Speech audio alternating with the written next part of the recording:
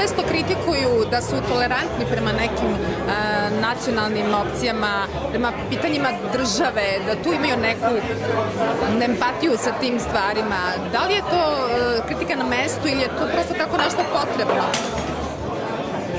Čim ste ovo pitanje postavili, čaše okolo počelo da se lome.